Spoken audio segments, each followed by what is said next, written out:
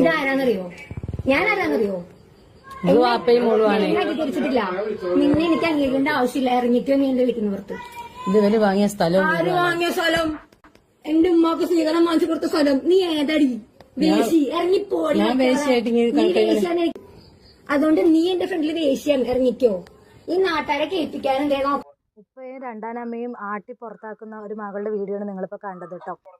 ഉപ്പ രണ്ടാം വിവാഹം കഴിച്ചത് കൊണ്ടാണ് ഇഷ്ടപ്പെടാതെ ഉപ്പാനെയും രണ്ടാം ഭാര്യയും ആട്ടി പുറത്താക്കുന്നത്. അത് എൻ്റെ ഉമ്മാക്ക് കിട്ടിയ സ്ഥലമാണ്, അല്ലാതെ നിൻ്റെ സ്ഥലമല്ല, നീ എന്ത് ഇതിലാണ് വലിഞ്ഞു കയറി വന്നതെന്നുള്ള രീതിയിലുള്ള അപമാനിക്കുന്ന രീതിയിലുള്ള ഇതാണ് നിങ്ങളിപ്പോൾ കണ്ടത്.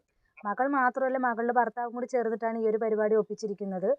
മകൾക്കും ഭർത്താവിനും തൻ്റെ വീടും സ്ഥലവും തട്ടിയെടുക്കാനുള്ള പരിപാടിയാണെന്നുള്ളതാണ് ഇതാണ് ഈ പെൺകുട്ടിയുടെ ഉപ്പ പറയുന്നത്. ഉപ്പ ആളത്ര ശരിയല്ല എന്നാണ് മകൾ പറയുന്നത്. അതിലെത്രമാത്രം സത്യമുണ്ടെന്ന് അറിയാം. 18 വർഷമായിട്ട് അബൂബക്കർ പ്രവാസിയായിരുന്നു. ഒരു വർഷം മുമ്പാണ് ഭാര്യയും ഒരു ആക്സിഡന്റ് സംഭവിക്കുന്നതും അതുപോലെ തന്നെ ഭാര്യ തൽക്ഷണം മരിക്കുന്നതും മകളും ഒരുപാട് ചികിത്സയ്ക്ക് ശേഷം മകൾ റിക്കവറായിട്ട് വരുന്നതും. അങ്ങനെ കുറച്ച് കാലങ്ങൾ കഴിഞ്ഞ് ഇയാൾ മക്കളുടെ വിവാഹമൊക്കെ കഴിപ്പിച്ചു. പിന്നെ എല്ലാ പ്രാരാബ്ദങ്ങളും കഴിഞ്ഞില്ല. അപ്പോൾ ഒറ്റപ്പെടൽ അനുഭവിക്കുമല്ലോ എന്തായാലും.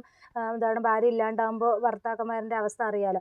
അപ്പോൾ വേറൊരു വിവാഹം കഴിക്കുകയാണ്. അബൂബക്കറിൻ്റെ കുറച്ച് കാര്യങ്ങൾ പറയാം. അബൂബക്കർ ആൾ ശരിയല്ല എന്നാണ് മകൾ പറയുന്നത്. അപ്പോൾ അദ്ദേഹത്തിൻ്റെ കുറച്ച് കാര്യങ്ങൾ എന്തായാലും നമുക്കിപ്പോൾ പറയാം. എന്താ ചോദിച്ചാൽ, അബൂബക്കർ 18 വർഷമായിട്ട് ഗൾഫിലായിരുന്നു. അപ്പോൾ 4 വർഷം മുമ്പാണ് ഇവർക്കൊരു അപകടം സംഭവിക്കുന്നതും അതുപോലെ ഭാര്യ തൽക്ഷണം മരിക്കുന്നതും മകൾ ഒരുപാട് ചികിത്സയ്ക്ക് ശേഷം മകൾ റിക്കവറായിട്ട് വരുന്നതും. പിന്നെ മക്കളെല്ലാം വിവാഹം കഴിപ്പിച്ച് അയക്കുന്നു. അത് കഴിഞ്ഞതിന് ശേഷം പ്രാരാബ്ദങ്ങളെല്ലാം ഒതുങ്ങിയതിന് ശേഷം ഒരു വർഷം മുന്നെയാണ് അബൂബക്കർ വിവാഹം കഴിക്കുന്നത്.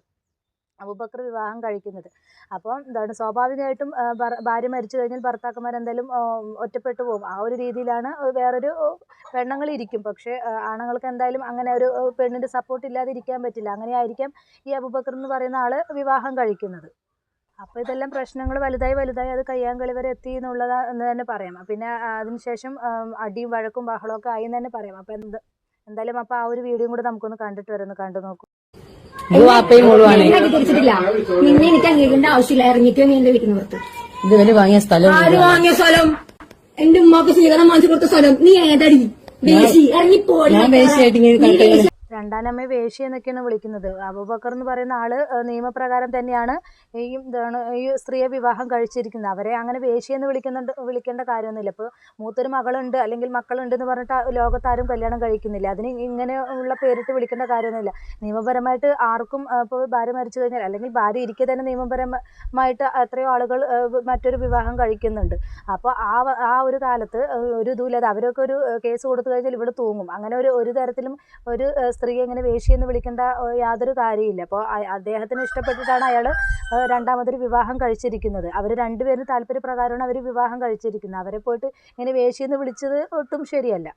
ഒരിക്കലും ഒരെവിടെയും രണ്ടാനമ്മ അല്ലെങ്കിൽ രണ്ടാനച്ഛനെ ആർക്കും അംഗീകരിക്കാൻ കഴിയില്ല. അതൊരു ഇതാണ് എന്നും പറഞ്ഞിട്ട് ഇങ്ങനെയുള്ള വാക്കുകൾ ഉപയോഗിച്ചിട്ടൊന്നും ഒരിക്കലും ആരെയും അധിക്ഷേപിക്കാൻ പാടില്ല. എവിടെയും എല്ലായ്പ്പോഴും രണ്ടാം കെട്ട് എന്ന് പറയുന്ന ഒരു ചോദ്യചിഹ്നമാണ് എല്ലാവരുടെ മുമ്പിലും.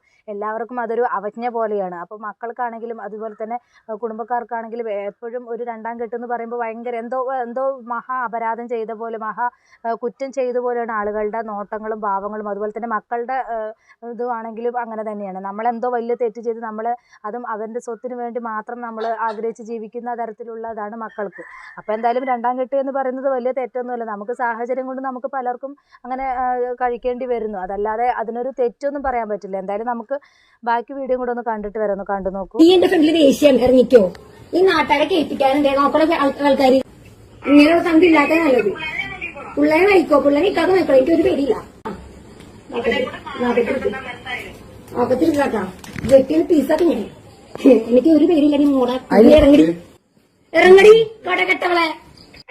എന്താ വിളിക്കണത് അത് അല്ലേ? വെട്ടി പീസാക്കും, കടകട്ടകളെ, എന്ത് ഭാഷയാണെന്ന് പോലും അറിയില്ല. ഇങ്ങനെയുള്ള വാക്കുകളൊക്കെ എന്തിനാ പറയുന്നത് അല്ലേ? വല്ലാത്തൊരു തന്നെയാണ്. ഇപ്പം സ്വത്തിന് വേണ്ടിയിട്ടല്ലാണ്ട് ഇപ്പോൾ വാപ്പാനോടുള്ള സ്നേഹം സ്വത്തിന് വേണ്ടിയിട്ടല്ല. അതിപ്പോൾ വാപ്പനോടുള്ള സ്നേഹം കൊണ്ടോ അല്ലാതെ വേറെ ഒന്നുമല്ല. വാപ്പനോടുള്ള സ്നേഹം ഉണ്ടെങ്കിൽ വാപ്പ നന്നായിട്ട് ജീവിക്കട്ടെ, അല്ലെങ്കിൽ ഈ മക്കൾ നന്നായി നോക്കുന്നുണ്ടെങ്കിൽ അയാൾക്ക് വേറൊരു വിവാഹം കഴിക്കേണ്ട കാര്യമില്ലല്ലോ. ഒരു എന്താ പറയുക, ഒട്ടുമിക്ക ആളുകളും എന്താണ് ആണുങ്ങൾ കല്യാണം കഴിക്കുന്നു പറഞ്ഞ് ഒരിക്കലും പെൺമക്കൾക്ക് നോക്കാൻ സാധിക്കില്ല എന്നുള്ള തരത്തിൽ തന്നെയാണ് എന്താണ് ഉപ്പന്മാർ വിവാഹം കഴിക്കുന്നത്. ആരും നോക്കില്ല, ആരാണെങ്കിലും ഒന്ന് വലഞ്ഞു കിടന്നാലും ആരും ഈ പറയുന്ന ആളുകൾ ആരും ഒന്ന് നോക്കില്ല. അപ്പോൾ അതുകൊണ്ട് തന്നെയാണ് അവർ രണ്ടാം വിവാഹം കഴിക്കുന്നത്. ഭാര്യ മരിച്ചു കഴിഞ്ഞാലോ അല്ലെങ്കിൽ എന്തെങ്കിലും പ്രശ്നങ്ങൾ വന്നു കഴിഞ്ഞാൽ അവർക്കൊരു തുണ വന്നേ പറ്റുള്ളൂ. അപ്പോൾ അതുകൊണ്ട് അവർ വിവാഹം കഴിക്കുന്നു. അതിന് എന്താണ് വാപ്പാനെയും അതുപോലെ രണ്ടാം കല്യാണം കഴിച്ച ആ സ്ത്രീയെയും ഇങ്ങനെ അധിക്ഷേപിക്കേണ്ട കാര്യമൊന്നുമില്ല.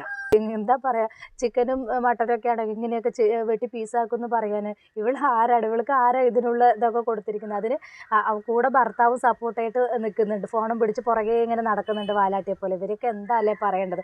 എന്തായാലും നമുക്ക് ബാക്കി ഭാഗം കൂടെ ഒന്ന് കണ്ടു നോക്കൂ. ആരെയും ഉണ്ടാക്കണേ റേഷൻ കാർഡ് മാറ്റാൻ കൊടുക്കണ അവന്റെ ഉമ്മാനെ കെട്ടിക്കാൻ. ഉമ്മാനെ കെട്ടിക്കാന്ന് സ്വന്തം ഉപ്പാനാണ് പറയുന്നത്. മരിച്ചുപോയ വല്യമ്മാനെ അടക്കം ചേർത്തിട്ടാണ് ഇവള് പറയുന്നത്. എന്തായാലും നല്ല ആളാ. ഭർത്താവ് കണ്ടില്ലേ പുറകെ ഇങ്ങനെ വെരുക് പോലെ ഇങ്ങനെ നടക്കുന്നുണ്ട്. എന്തായാലും ചക്കിക്കൊത്ത ചങ്കരൻ.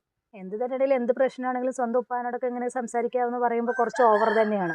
ഒരിക്കലും ഇപ്പോൾ ഒരു എന്താ പറയുക, രണ്ടാം ഭാര്യയെ പറയുകയാണെങ്കിലും ഉപ്പാനെ ഒരിക്കലും എന്താണ് സ്വന്തം മക്കൾ ഇങ്ങനെ പറയില്ല എന്നാണ് ഒരു ഇത് കേട്ടാ. പറയുന്നവരും ഉണ്ട്. എനിക്ക് എൻ്റെ ഒരു ഇത് വെച്ചിട്ട് ഞാൻ പറയാണ്, മക്കള് ഒരിക്കലും ഉപ്പമാരെ അല്ലെങ്കിൽ വാപ്പന്മാരെ പറയില്ല എന്നാണ് എൻ്റെ ഒരു വിശ്വാസം. അതുപോലും തെറ്റിച്ചിട്ട് സ്വത്തിന് വേണ്ടിയിട്ട് സ്വന്തം ഉപ്പാനെ വരെ ഇങ്ങനെ തള്ളിക്കളയുന്ന ഒരു മകളെയാണ് ഇവിടെ നമുക്ക് കാണാൻ സാധിക്കുന്നത്. റേഷൻ കാർഡിന് പേര് വെട്ടുന്ന വാപ്പ പറഞ്ഞു തോന്നുന്നു. അതിനാണ് ഇപ്പൊ ഈ ഒരു ഡയലോഗ് അവിടെ പറഞ്ഞിരിക്കുന്നത്. നമ്മള് വേശ്യൊന്നല്ല. നീ വേശ്യാടി, നീ മിണ്ടണ്ട. ഇയാള് ഏതൊക്കെ പെണ്ണുങ്ങളുടെ പരസ്യം എന്നാണെന്ന് നിനക്കറിയോ? ഇവിടെ കള്ളം കുടിച്ച് എത്ര പെണ്ണുങ്ങൾ ഈ താമസിക്കുന്നത് നിനക്കറിയോ? എനിക്ക് ഞാൻ കണ്ണുകൊണ്ട് കണ്ടിട്ടുണ്ട്. അതുകൊണ്ട് നീ എന്റെ ഫ്രണ്ടിൽ വേശ്യാണ്, ഇറങ്ങിക്കോ. ഷാറെ പെട്ടെന്ന് വരണം. ഭയങ്കര പ്രശ്നം. എടി നീ വിട്ടോ ആളെ, നീ ആളെ വിട്ടോ. ഇവളെ അടിച്ച് പുറത്താക്കണം. ആക്കത്തിട്ട് വെട്ടിങ്ങ, എനിക്ക് ഒരു പേടിയില്ല. സ്വന്തം ഉപ്പാനെ എന്താണെങ്കിലും പെണ്ണുപിടി എന്നൊക്കെ ഒരു സ്വന്തം മോള് പറയുമല്ലേ. എന്താ ഇതിൽ എത്രമാത്രം സത്യം ഉണ്ടെന്ന് അറിയില്ല. അപ്പം മോള് ഇത്രമാത്രം ഉപ്പാനെ പറയണമെന്നുണ്ടെങ്കിൽ അതിലെത്രമാത്രം ഇതുണ്ടെന്ന് അറിയില്ല. പക്ഷേ ഇങ്ങനെയൊക്കെ പറയുമ്പോൾ കുറച്ചും കൂടെ ഇതാവണം, എന്താണ് ആലോചിച്ചിട്ട് വേണം പറയാൻ. അല്ലാതെ സ്വന്തം ഉപ്പയില്ല, എത്ര തെറ്റ് ചെയ്താലും സ്വന്തം ഉപ്പയില്ല. സ്വന്തം ഉപ്പാനെ ഇങ്ങനെ പറയേണ്ട കാര്യമില്ല. അതിനിടയിൽ നിങ്ങളൊരു കാര്യം ശ്രദ്ധിച്ചോന്ന് അറിയില്ല, വലിയ ടിക്ടോക്ക് കളിക്കുന്ന പോലെ ഇവളുടെ ഭർത്താവ് വന്നിട്ട് മുടിയൊക്കെ ശരിയാക്കി വലിയ ആള് കളിക്കുന്നുണ്ട്. വീഡിയോ എടുക്കുന്നത് ഉണ്ടെന്ന് അറിഞ്ഞുകൊണ്ടാണോന്ന് അറിയില്ല. വലിയ മീഡിയയിൽ ഇത് വലിയ വൈറലാകുന്നുള്ള രീതിയിലായിരിക്കും അവൻ വന്നിട്ട് വലിയ മുടിയൊക്കെ ശരിയാക്കിയിട്ട് വലിയ ആളാകുന്നുണ്ട്. എന്തായാലും സ്വന്തം ഉപ്പാനെ ഇങ്ങനെയൊക്കെ പറയുന്നുണ്ട്.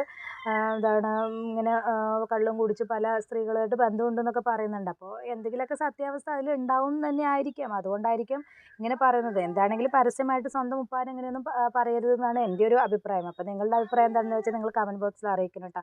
എന്തായാലും ഈ വഴക്കിന് ശേഷം അബൂബക്കറും ഭാര്യയും പോയിട്ട് ഹോസ്പിറ്റലിൽ അഡ്മിറ്റ് ആയിട്ടുണ്ട്. എന്തിനാണെന്ന് അറിയില്ല, വഴക്കിനിടയിൽ എന്തെങ്കിലും സംഭവിച്ചോന്ന് അറിയില്ല. എന്തായാലും നമുക്ക് ആ ഭാഗം കൂടെ നമുക്കൊന്ന് കണ്ടു നോക്കൂ.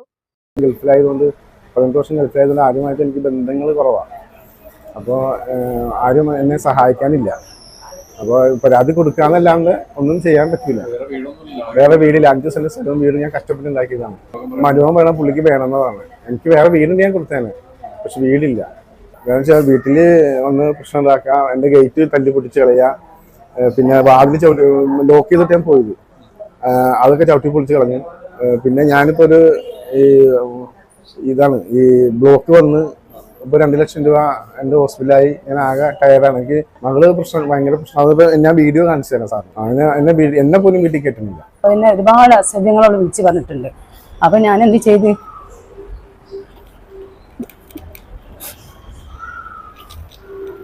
തിരിച്ചുപോയി, വീട്ടിലേക്ക് തിരിച്ചുപോയി. അന്നപ്പാണ്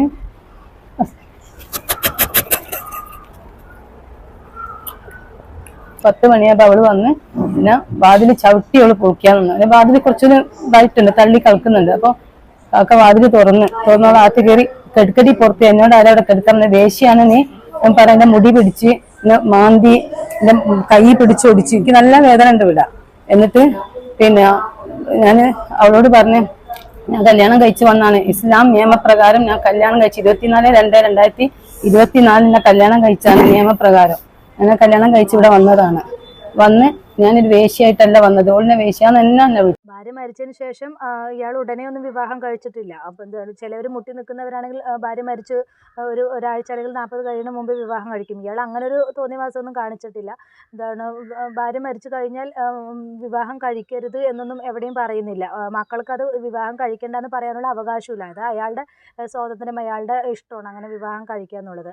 അതേ ഇത് ഇയാൾ ചെയ്തിട്ടുള്ളൂ. അപ്പോൾ അതിനെതിരെ ഈ പെൺകുട്ടി ഇത്രയ്ക്ക് മാത്രം കലിതുള്ളേണ്ട കാര്യമൊന്നും, എന്താ പറയുക, സ്വന്തം ഉപ്പയെ മകൾ കൊന്നു, മകളെ ഉപ്പ കൊന്നു എന്നുള്ളൊരു ഇത് കേൾക്കാതിരിക്കട്ടെ എന്ന് നമുക്ക് ആത്മാർത്ഥമായിട്ട് പ്രാർത്ഥിക്കാം. ഇനി എന്തൊക്കെയാണെങ്കിലും ലോകത്ത് നടക്കുന്നത്, നമ്മൾ ഒരു വാർത്ത വെച്ച് കഴിഞ്ഞാൽ, അതുപോലെ ന്യൂസ് പേപ്പർ എടുത്തു കഴിഞ്ഞാൽ ഇങ്ങനെയുള്ള വാർത്തകൾ മാത്രമേ കേൾക്കാനുള്ളൂ, അല്ലാതെ ഒന്നും കേൾക്കാനില്ല. അപ്പോൾ ഇങ്ങനെയുള്ളൊരു സ്ഥിതി ആർക്കും വരാതിരിക്കട്ടെ എന്ന് പ്രാർത്ഥിക്കാം. അപ്പോൾ നിങ്ങളുടെ അഭിപ്രായം എന്താണെന്ന് വെച്ചാൽ നിങ്ങൾ കമൻറ്റ് ബോക്സിൽ അറിയിക്കുക. അപ്പോൾ ഇത്രയുള്ള ഒരു ടോപ്പിക്, പുതിയൊരു ടോപ്പിക്കുമായി നമുക്ക് വീണ്ടും കാണാം.